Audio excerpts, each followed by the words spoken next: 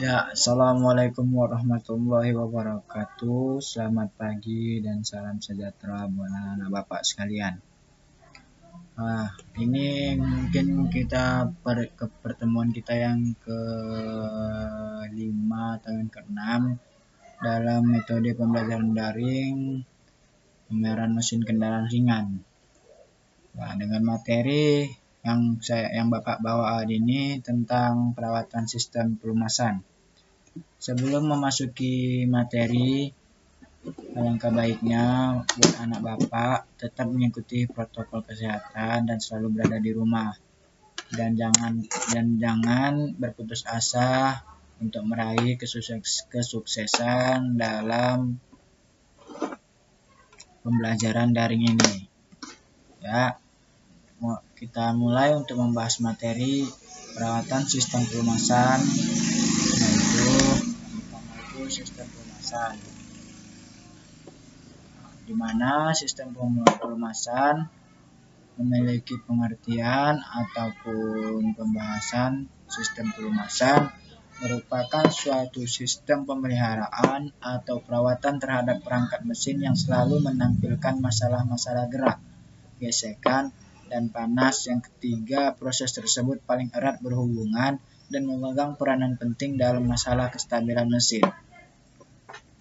Di mana cara kerja pelumasan, yaitu salah satu sistem yang harus disediakan dalam sebuah mesin adalah sistem pelumasan.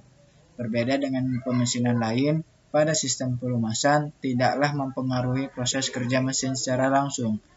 Namun tetap sistem ini wajib keberadaannya pada mesin.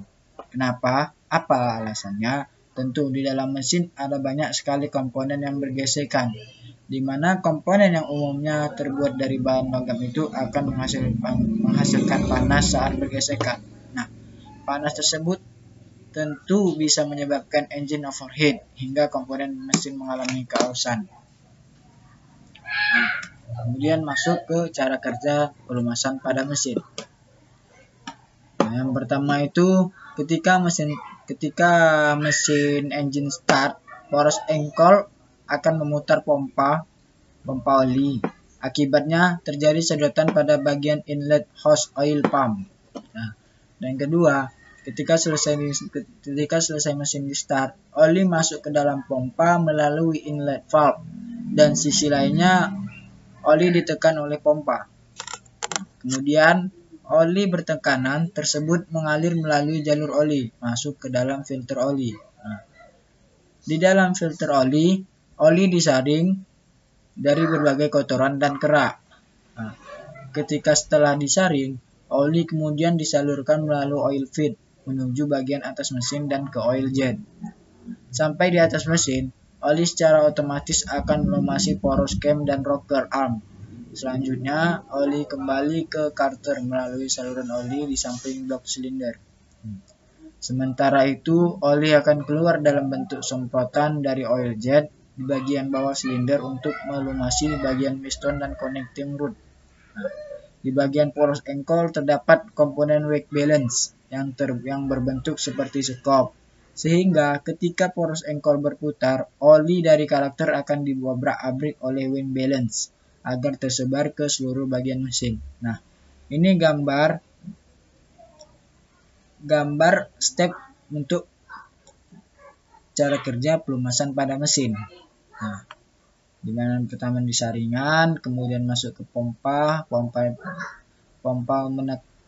oli akan dipompa oleh pompa memasuki ini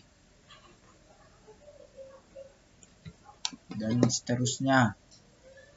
Kemudian masuk ke fungsi sistem pelumasan. Nah, di mana fungsi sistem pelumas pada mesin dimiliki ada 3. Yang pertama itu ada 4. Antara lain untuk mendinginkan komponen mesin secara langsung. Kedua, untuk membilas kotoran yang tertempel pada komponen mesin. Dan ketiga, untuk melumasi komponen mesin yang bergesekan. Dan yang keempat, untuk mencegah terjadinya keausan pada setiap komponen mesin. Nah, komponen utama dalam sistem pelumas adalah oli sebagai media pelumas. Oli mesin dibuat secara sintetis maupun natural dengan bahan aditif yang dapat masuk ke dalam celah mesin. Lapisan ini bernama oil film. Oil film ini yang akan menempel pada komponen mesin dan logam yang bergesekan. Di tengah logam tersebut terselip lapisan oil film yang mencegah gesekan secara langsung. Nah, contohnya aja pada piston. Piston itu kan selalu ketika mesin menyala, piston itu kan bergesek. Nah, disitulah celah-celah oli masuk untuk membuat gesekan itu secara langsung agar tidak menjadi media yang sangat panas. Nah, kemudian jenis sistem pelumas engine. Ada 3 jenis sistem pelumas engine, yakni pertama sistem percik, di mana pada sistem percik konstruksinya cukup sederhana karena oli mesin disalurkan ke seluruh komponen mesin melalui gerakan poros engkol. Tentu ada sebuah komponen seperti sendok yang akan memercikkan oli ke seluruh bagian mesin. Nah, yang kedua, sistem pompa. Di mana sistem kedua ini memanfaatkan penekanan oli melalui pompa. Sistem kedua ini terbukti lebih bisa menyalurkan oli ke seluruh komponen mesin karena memiliki saluran yang terintegrasi dengan pompa ke bagian-bagian mesin. Dan yang ketiga, sistem kombinasi. Nah, di mana sistem kombinasi ini memiliki 2 unit, seperti yang dijelaskan di atas. Di bagian ruang engkol terdapat sendok yang akan memercikkan oli mesin, dan hal itu masih ditambah dengan keberadaan pompa oli untuk menyalurkan pelumas ke bagian-bagian terjauh dari ruang engkol. Nah, mungkin sampai di situ aja penjelasan Bapak untuk materi sistem pelumasan hari ini. Ini ada Bapak beri tugas 4 tugas, maka hari Sabtu bisa dikumpulkan dan diserahkan pada Bapak.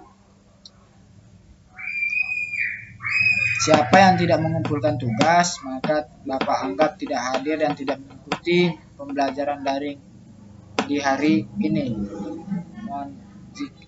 Mungkin cukup di sini yang Bapak jelaskan. Bila ada kata-kata dan perbuatan Bapak yang terselip dan ataupun yang salah, Bapak mohon maaf. Wabillahi taufiq wal hidayah. Wassalamualaikum warahmatullahi wabarakatuh.